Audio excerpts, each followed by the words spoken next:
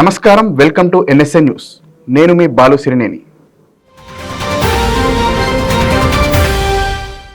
Assembly ఎన్నికల సమయంలో Congress party ఇచ్చిన 6 గ్యారంటీల అమలుపై ఉమ్మడి మహబూబ్ నగర్ జిల్లాలో ఓ మంత్రికి కాంగ్రెస్ నేతలకు ఊహించని విధంగా నిరసన సెగ తగిలింది. గ్యారంటీలను ఎందుకు అమలు చేయలేదంటూ వారు మంత్రిని చుట్టుముట్టి ప్రశ్నల వర్షం కురిపించారు. దీంతో కొంతసేపు ఏం జరుగుతున్నదో తెలియని గందరగోళ పరిస్థితి నెలకొంది. నాగర్ కర్నూలు జిల్లా కొల్లాపూర్ పట్టణంలోని 11వ వార్డులో ఎన్నికల ప్రచారానికి వెళ్లిన మంత్రి జూపల్లిని స్థానిక మహిళలు 6 గ్యారంటీల అమలుపై నిలదీశారు. దీంతో మహిళలపై మంత్రి జూపల్లి అసహనం వ్యక్తం చేస్తూ గాయగాయ చేస్తే పనులు జరగవు అంటూ మీకు ఇండ్లు రావు అని బెదిరించేందుకు ప్రయత్నించారు.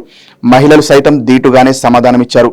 ఓట్ల కోసం వచ్చి మాయమాటలతో తమను మోసం చేశారని, హామీలు ఎక్కడా అని అడిగితే ఇప్పుడు బెదిరింపులకు దిగుతావా అంటూ నిలదీశారు. ఎమ్మెల్యే ఎన్నికలు అయిపోయిన రోజు నుంచి కాలనీలో కనీసం డ్రైనేజీలను కూడా శుభ్రం చేయడం లేదని, ఇప్పుడు ఏ ముఖం పెట్టుకుని ఓట్ల కోసం వచ్చారని మండిపడ్డారు.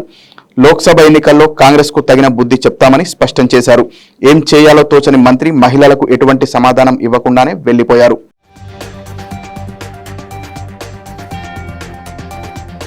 జోగులాంబ గద్వాల్ జిల్లా ఉండవెల్లి మండల కేంద్రంలో సైతం కాంగ్రెస్ సిపిఎం నేతలకు చుక్కెదురైంది. 6 గ్యారంటీలను ఎక్కడ అమలు చేస్తున్నారంటూ ఉపాధి హామీ కూలీలు వారిని నిలదీశారు. ఉండవెల్లి మండల కేంద్రంలో కాంగ్రెస్ నేత వెంకట్ గౌడ్, సిపిఎం నేత మద్దిలేటి తదితరులు ఉపాధి పనులకు చేస్తున్న కూలీల వద్దకు ప్రచారానికి వెళ్లారు. కాంగ్రెస్ కు ఓటేస్తే 6 గ్యారంటీలతో పాటు ఉపాధి కూలీ 400 చెల్లిస్తామని చెప్పడంతో అక్కడున్న వారంతా ఒక్కసారిగా ఆగ్రహానికి గురయ్యారు. అసెంబ్లీ ఎన్నికల సమయంలో చెప్పిన 6 గ్యారంటీల్లో ఒక్కటైనా సరిగ్గా అమలవుతున్నదా అని ప్రశ్నించారు. ఆర్టీసీ బస్సుల్లో ఉచిత ప్రయాణం వల్ల నిలబడేందుకు కూడా స్థలం ఉండటం లేదని మండిపడ్డారు. 200 యూనిట్ల ఉచిత విద్యుత్ ఇప్పటి వరకు అమలు కావడం లేదని, తాము బిల్లులు చెల్లిస్తున్నామని చెప్పారు. మహిళలకు ఇస్తామన్న 2500 ఎక్కడికి పోయాయని నిలదీశారు. తనకు 60 ఏళ్లు దాటినా సంక్షేమ పథకాలకు అర్హురాల్ని కావడం లేదంటూ ఓ వృద్ధురాలు వాపోయారు. దీంతో కాంగ్రెస్ సిపిఎం నాయకులు సమాధానం చెప్పలేక అక్కడి నుంచి వెనుదిరిగారు.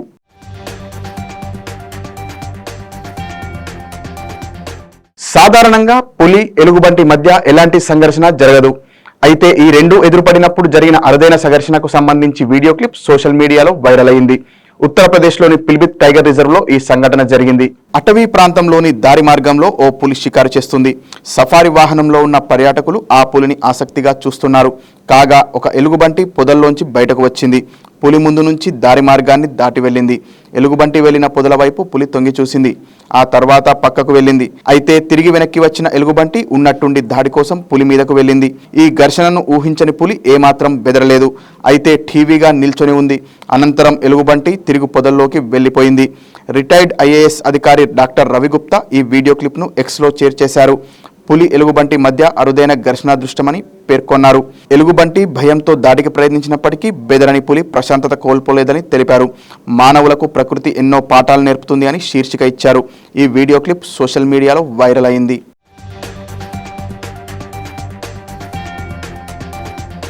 తాను కేసీఆర్ బాధితుడినంటూ స్పెషల్ ఇంటెలిజెన్స్ బ్రాంచ్ మాజీ ఓఎస్డీ ప్రభాకర్ రావు సంచలన విషయాలు వెల్లడించారు. ఫోన్ ట్యాపింగ్ కేసులో ప్రధాన నిందితుడైన ప్రభాకర్ రావు ప్రస్తుతం అమెరికాలో ఉన్నారు. రాజకీయ ఒత్తిళ్ల కారణంగా నల్గొండ ఎస్పీ పోస్ట్ నుంచి తనను అప్పటి సీఎం కేసీఆర్ అనాలోచితంగా బదిలీ చేశారన్నారు. న్యాయస్థానానికి సమర్పించిన అఫిడవిట్లో ఈ అంశంపై తొలిసారి స్పందించారు. అప్పట్లో ప్రతిపక్ష నేతలకు మద్దతిస్తున్నానని బీఆర్ఎస్ జిల్లా నేతలు చెప్పడంతో కేసీఆర్ ఆ నిర్ణయం తీసుకున్నారని పేర్కొన్నారు. అక్కడి నుంచి సిఐడికి బదిలీ చేశారని, డీఐజీ నుంచి ఐజీగా పదోన్నతి కల్పించడంలోనూ 5 నెలలు ఆలస్యం చేశారన్నారు. కేసీఆర్ సామాజిక వర్గానికి చెందినందువల్లే తనను ప్రభుత్వం ఇంటెలిజెన్స్లోకి తీసుకున్నారనేది వాస్తవం కాదన్నారు. ఎస్ఐబిలో ఎస్పీగా 10 ఏళ్ల పాటు పనిచేసిన అనుభవం ఉండటంతో అప్పటి డీజీపీ సిఫార్సు చేయడం వల్లే తీసుకున్నారని పేర్కొన్నారు. తాను ఎస్ఐబి చీఫ్గా ఉన్నప్పుడు అప్పటి డీజీపీ ఇంటెలిజెన్స్ చీఫ్ పర్యవేక్షణలోనే పనిచేశానని, ప్రతి అంశాన్ని వారి దృష్టిలో ఉంచానని వెల్లడించారు. అక్కడ స్వతంత్రంగా పనిచేసే అధికారం తనకు ఉండదన్నారు. 30 ఏళ్ల సర్వీసులో ప్రతిభ కారణంగా తనకు 2012లో ప్రతిష్టాత్మక ఐపీఎం, 2016లో పీఎంజీ, 2019లో పీపీఎం, అసాధారణ అసూచన కుశలత పథకాలు లభించాయన్నారు. తనపై అరెస్టు వారెంట్ జారీ చేయాలంటూ దర్యాప్తు సంస్థ న్యాయస్థానంలో దరఖాస్తు చేయడం సరికాదన్నారు. తాను హైదరాబాద్లోనే శాశ్వత నివాసం ఏర్పాటు చేసుకున్నానని, ప్రస్తుతం అమెరికాలోని ఇల్లినాయ్ పాంటియాక్లో ఉన్నానని, నాలుకపై ట్యూమర్కు చికిత్స పూర్తయిన అనంతరం తప్పనిసరిగా దర్యాప్తు అధికారి ముందు హాజరవుతానని పేర్కొన్నారు. దర్యాప్తు సంస్థ దరఖాస్తును కొట్టివేయాలని కోరారు. ప్రభాకర్ రావు తరపున న్యాయవాది సురేందర్ రావు ఈ అఫిడవిట్ సమర్పించారు.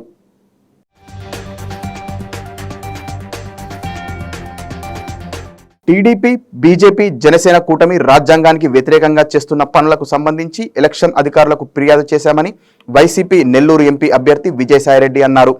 కేంద్రంలోని బీజేపీ సహకారం ఉందనే ధీమాతో అధికారులు అధికార దుర్వినియోగం చేస్తున్నారని మండిపడ్డారు. నెల్లూరు జిల్లాలోని తన క్యాంపు కార్యాలయంలో విజయసాయిరెడ్డి మీడియా సమావేశంలో మాట్లాడారు. బిఎల్ఓలు ఓటర్ స్లిప్పులు టీడీపీ కార్యాలయంలో కూర్చొని ఇవ్వడంపై ఆధారాలతో సహా నెల్లూరు రిటర్నింగ్ అధికారి వికాస్ మర్మట్కు ఫిర్యాదు చేశామని చెప్పారు. 7 మంది బిఎల్ఓ అధికారుల మీద ఫిర్యాదులు ఇస్తే కేవలం శివకుమార్ అనే అధికారి మీదే చర్యలు తీసుకున్నారన్నారు. మిగతా వారిపై చర్యలు ఎందుకు తీసుకోలేదని ప్రశ్నించారు విజయసాయిరెడ్డి. ఏ స్థాయి అధికారులైనా నిష్పక్షపాతంగా విధులు నిర్వహించాలని సూచించారు. ఎవరెవరు అధికారులు కూటమికి కొమ్ము కాస్తున్నారనే విషయం ఆధారాలతో సహా సేకరించామని తెలిపారు. వారిపై చట్టపరంగా పోరాడతామన్నారు. నెల్లూరు జిల్లా అధ్యక్షుడు పర్వతరెడ్డి చంద్రశేఖర్ రెడ్డి మాట్లాడుతూ చంద్రబాబు, లోకేష్, బాలకృష్ణ సభలకు జనాలు రావడం లేదని, పవన్ కళ్యాణ్ను ప్రచారానికి పిలిపించుకున్నారని ఎద్దేవా చేశారు.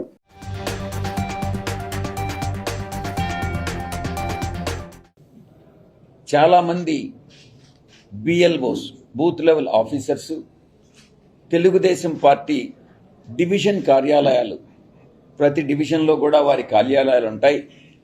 ఆ కార్యాలయాలకు వెళ్ళి ఓటర్ స్లిప్పులన్నింటినీ కూడా అక్కడ డిస్ట్రిబ్యూట్ చేయడం, బిఎల్ఓస్ అందరూ కూడా ఇంటింటికి వెళ్ళి ఓటర్ స్లిప్స్ అన్నటువంటిది ఇవ్వాల్సినటువంటి బాధ్యత వాళ్ళ మీద ఉన్న నేపథ్యంలో ఒక పార్టీకి కొమ్ము కాస్తూ ఆ పార్టీ ఆఫీసులకు వెళ్ళడం, ఒకవేళ ఇంట్లో వాళ్ళు కానీ ఓటర్లు కానీ లేనట్లయితే వేరే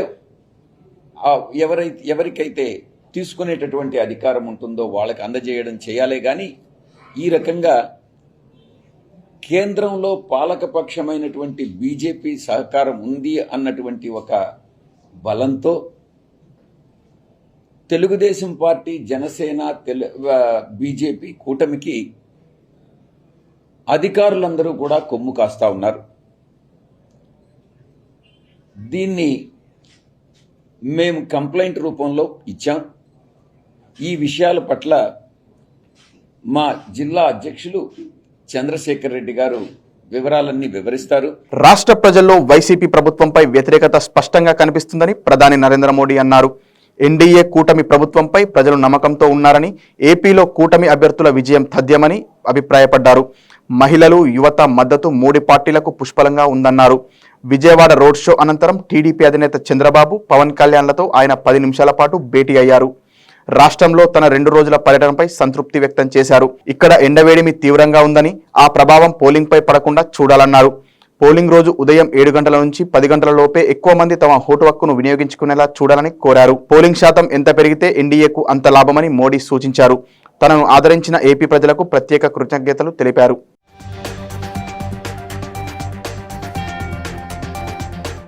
మంత్రి బొత్స సత్యనారాయణ చేసిన వ్యాఖ్యలకు కౌంటర్ ఇచ్చారు బీజేపీ ఏపీ అధ్యక్షురాలు దగ్గుపాటి పురంధరేశ్వరి.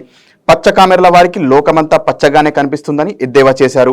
అవినీతి చేసేవారికి అంతా అవినీతిమయంగానే కనిపిస్తుందని దుయ్యబట్టారు. విజయవాడలో పురంధరేశ్వరి మీడియాతో మాట్లాడుతూ ప్రధాని నరేంద్ర మోడీపై మంత్రి బొత్స చేసిన వ్యాఖ్యలను మేం ఖండిస్తున్నామన్నారు. వోక్స్ వ్యాగన్ స్కామ్ గురించి ప్రజలు ఇంకా మర్చిపోలేదన్న ఆమె విశాఖ రైల్వే జోన్కు రాష్ట్రం ఇచ్చిన భూమి అనువుగా లేదన్నారు. 100 కోట్లకు పైగా కేంద్రం రైల్వే జోన్కు ఇస్తుంటే ఎందుకు అందిపుచ్చుకోలేకపోయారని నిలదీశారు. ఇక పసలేని ఆరోపణలు చేయడం ఎంతవరకు సమంజసమో ఆలోచించుకోవాలని బొత్సకు హితవు పలికారు పురంధరేశ్వరి. కాగా దేశంలోనే బీజేపీదే అతిపెద్ద అవినీతి చరిత్ర అని, ఆ పార్టీ చేస్తున్న అవినీతి దేశంలో ఏ పార్టీ చేయలేదని మంత్రి బొత్స సత్యనారాయణ ధ్వజమెత్తిన విషయం విదితమే. ప్రధాని పదవికి మోడీ విలువ లేకుండా చేశారని మండిపడ్డ ఆయన తోడు దొంగల కూటమి ఏ స్క్రిప్ట్ ఇస్తే అది చదివేయడమేనా, నిజాలు పరిశీలించొద్దా అని నిలదీశారు. ఏపీ ప్రజల అవసరాలు, స్టీల్ ప్లాంట్ గురించి ఎందుకు మాట్లాడలేదని ప్రశ్నించారు. ప్రధాని మోడీ అదే నోటితో పోలవరాన్ని చంద్రబాబు ఏటీఎంలా మార్చుకున్నాడని చెప్పిన విషయాన్ని మర్చిపోయారా అని గుర్తు చేశారు. ప్రధానమంత్రి మాటలంటే వాటికి పవిత్రత ఉండాలని చెప్పారు. ఇంతలా దిగజారిపోయి మాట్లాడే ప్రధానిని ఎప్పుడూ చూడలేదంటూ మంత్రి బొత్స సత్యనారాయణ మండిపడిన విషయం విదితమే.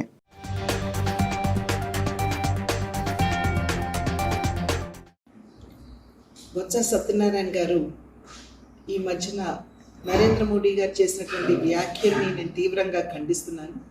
పచ్చకావర్లు వచ్చిన వారికి లోకమంతా పచ్చగా కనపడుతుంది అన్నట్లుగా అవినీతి చేసే వారికి ఏది ఎవరు ఎలా చేసినా కూడా దానిలో అవినీతి వెతకటం మీదే వారి సమయాన్నంతా కూడా కేటాయించడం జరుగుతుంది. బొత్స సత్యనారాయణ గారు వారు మంత్రిగా ఉన్నప్పుడు వోక్స్ వ్యాగన్కి సంబంధించినటువంటి చేసినటువంటి అవినీతిని ఎవరూ మర్చిపోలేదు అనేటువంటి విషయాన్ని వారికి గుర్తు చేస్తున్నాను. 2019 సంవత్సరం నుండి నేటి వరకు కూడా కేంద్రం పెద్ద ఎత్తున నిధులు రాష్ట్రానికి అందించిన ఆ నిధుల్ని సద్వినియోగం చేసుకోకుండా ప్రజల్ని మోసం చేస్తూ మభ్యపెడుతూ మరి అధికారంలో ఉన్నటువంటి నేతలు ఏ మేరకు అవినీతి చేశారో ప్రజలందరూ కూడా గమనిస్తున్నారు, అర్థం చేసుకుంటున్నారు. అదేవిధంగా రైల్వే జోన్కి సంబంధించి కూడా రైల్వే జోన్కి మేము అంకితమై లేము అనేటువంటి విషయం ఇవాళ నేను తీవ్రంగా ఖండిస్తున్నాను. ఎందుకంటే 2024 వరకు కూడా రైల్వే జోన్ కట్టడానికి అనువైనటువంటి స్థలాన్ని ఇవ్వకుండా ఇవాళ రాష్ట్ర ప్రభుత్వం ఏ విధంగా తన బాధ్యత నుండి వైదొలిగిందో ఒక్కసారి ప్రజలందరూ కూడా గమనించాలి. ఇచ్చినటువంటి భూమి ఏదైతే ఉందో అది కట్టడానికి అనువుగా లేదు అని చెప్పినా కూడా ఇప్పటి వరకు కూడా కేటాయించకపోవడం భూమిని, మరి కేంద్రం అయితే 104 నుండి 105 కోట్ల రూపాయల వరకు రైల్వే జోన్ నిర్మాణానికి కేటాయించింది. దాన్ని ఎందుకు అందిపుచ్చుకోలేదు అని చెప్పి మేము వేస్తున్నటువంటి ప్రశ్న. ఇవాళ జల్ జీవన్ మిషన్ కావచ్చు, ప్రధాన మంత్రి ఆవాస్ యోజన కావచ్చు, లేదా రోడ్ల నిర్మాణానికి కావచ్చు, పెద్ద ఎత్తున వనరులు రాష్ట్రానికి ఇచ్చిన ఇవాళ జల్ జీవన్ మిషన్ శుద్ధమైనటువంటి త్రాగునీరు ప్రజలకు అందివ్వాలి అనేటువంటి ఆలోచనతో ఇచ్చిన నేటి వరకు కూడా పేదలకి ఆ ఇళ్ళు కానీ కుళాయిలు కానీ అందించకుండా వంచినటువంటి విషయాన్ని ఒకసారి రాష్ట్ర ప్రజలందరూ కూడా గమనించాలి. 10 సంవత్సరాల కాలం నరేంద్ర మోడీ గారు ప్రధానిగా ఉన్నారు, భారతీయ జనతా పార్టీ అధికారంలో ఉంది కేంద్రంలో. నేటి వరకు కూడా ఎవరు వేలెత్తి చూపి ఈ అవినీతిని మోడీ గారు కానీ లేదా వారి సహచర మంత్రులు కానీ చేశారు అది చెప్పలేనటువంటి పరిస్థితిలో పసలేనటువంటి ఆరోపణలు చేయడం ఎంతవరకు సమంజసం అని చెప్పి బొత్స సత్యనారాయణ గారికి నేను వేస్తున్నటువంటి ప్రశ్న.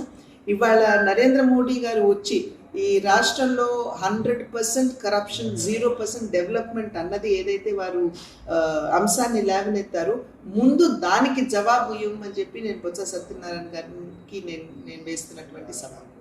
ఎయిర్ ఇండియా ఎక్స్ప్రెస్ ఎయిర్లైన్స్లో పనిచేస్తున్న 25 మంది ఉద్యోగులపై వేటు వేసింది యాజమాన్యం. పనిలో తిరిగి జాయిన్ కాకపోవడంతో వారిని ఉద్యోగాల నుంచి తీసివేసింది. ఉద్యోగులు మూకుమ్మడిగా సెలవులు పెట్టడంతో ఫ్లైట్లు క్యాన్సిల్ కావడంతో వందలాది మంది ప్రయాణికులు తీవ్ర ఇబ్బందులు పడ్డారు. దీంతో వారిపై చర్యలు తీసుకుంది ఎయిర్ ఇండియా ఎక్స్ప్రెస్ మేనేజ్మెంట్. మే 8న దేశవ్యాప్తంగా ఎయిర్ ఇండియా ఎక్స్ప్రెస్కు చెందిన పలు విమాన సర్వీసులు రద్దయ్యాయి.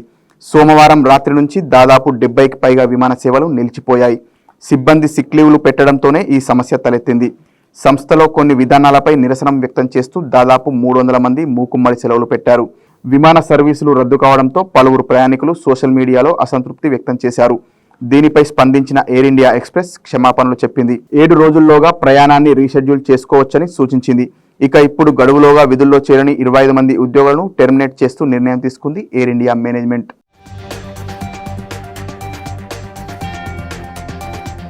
సీఎం రేవంత్ రెడ్డి ఇచ్చిన హామీలు నిలబెట్టుకొని మోసగాడని హుజరాబాద్ ఎమ్మెల్యే పాడి కౌశిక్ రెడ్డి అన్నారు.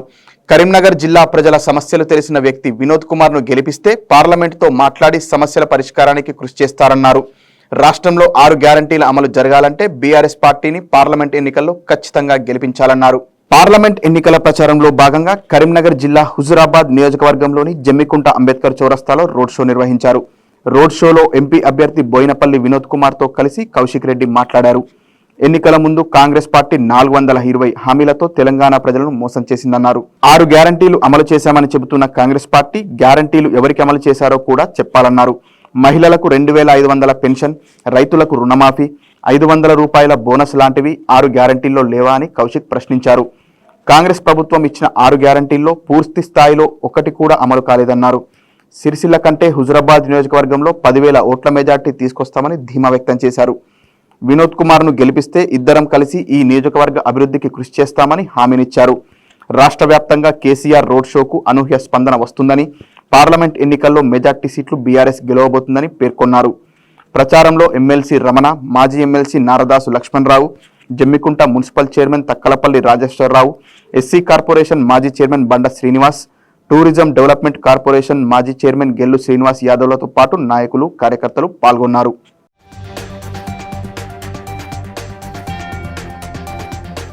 ఎన్నికల విధులకు గైర్హాజరైన 40 మంది పీఓ, ఏపీఓలను సస్పెండ్ చేసినట్టు హైదరాబాద్ జిల్లా ఎన్నికల అధికారి బల్దియా కమిషనర్ రొనాల్డ్ రాస్ తెలిపారు. 40 మంది ఆఫీసర్లు శిక్షణా తరగతులకు హాజరు కాలేదని, రిమైండర్లు పంపినా స్పందించలేదన్నారు. ఆర్పీ యాక్ట్ 1951 ఉల్లంఘన కింద వారందరినీ సస్పెండ్ చేశామని చెప్పారు. ఈ నెల 9, 10వ తేదీల్లో 3వ దశ శిక్షణ తరగతులు నిర్వహిస్తామని, గైర్హాజరైతే ఇదే తరహా చర్యలు ఉంటాయని హెచ్చరించారు.